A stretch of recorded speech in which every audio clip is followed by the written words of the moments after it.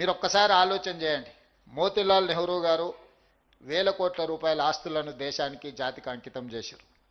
పండిట్ జవహర్లాల్ నెహ్రూ గారు దేశ స్వతంత్ర పోరాటంలో 10 సంవత్సరాలు జైలు శిక్ష అనుభవించారు. శ్రీమతి ఇందిరాగాంధీ గారు ఉక్కు మహిళగా రాణించడమే కాకుండా ఈ దేశం కోసం ప్రాణాలనిచ్చి చివరి రక్తపు బొట్టు వరకు దారం పోసారు. వారి వారసత్వం నుంచి వచ్చిన రాజీవ్ గాంధీ గారు ఈ దేశ సమగ్రత కోసం ప్రాణాలు ఇచ్చారు.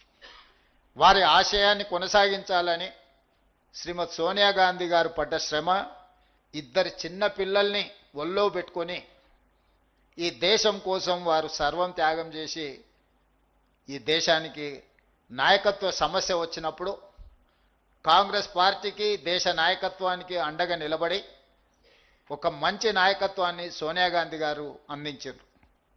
ఇంతమంది వారసత్వంగా మహాత్మా గాంధీ గారు 30 సంవత్సరాలు బ్రిటిషర్స్ మీద పోరాటం చేసి స్వతంత్రం సాధిస్తే బ్రిటిషర్స్ కూడా మహాత్మా గాంధీ గారి మీద లాఠీ ఎత్తడానికి భయపడ్డారు. కానీ స్వతంత్రం వచ్చిన కొద్ది నెలల్లోనే భారతీయులమని చెప్పుకునే రాజకీయ పార్టీలు తూటాలతో మహాత్మా గాంధీ గారిని నేలకొరగదీసిండ్రు. అంటే బ్రిటిషర్స్ కూడా ధైర్యం చేయలేదు మహాత్మా గాంధీ గారిని టచ్ చేయడానికి. కానీ భారతీయ జనతా పార్టీ వారసత్వం ఉన్న వాళ్ళు మహాత్మా గాంధీ ప్రాణాలనే బలిగొన్నారు. మహాత్మా గాంధీ గారి దేశం కోసం ప్రాణాలు ఇచ్చారు.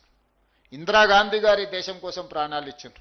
రాజీవ్ గాంధీ గారి దేశం కోసం ప్రాణాలు ఇచ్చారు.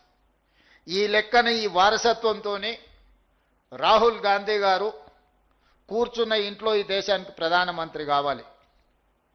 కష్టమనేది తెలియకుండానే ఈ తరంలో వారు ప్రధానమంత్రి కావాలి. కానీ ఇంత వారసత్వం ఉన్నా, ఇంత త్యాగ చరిత్ర ఉన్నా రాహుల్ గాంధీ గారు కన్యాకుమారి నుంచి కశ్మీర్ వరకు మండు టెండల్లో మంచు కొండల్లో 150 రోజులు 4000 కిలోమీటర్లు పాదయాత్ర చేసిండు. తెలంగాణ రాష్ట్రంలోనే 22 రోజులు 375 కిలోమీటర్లు పాదయాత్ర చేసిండు.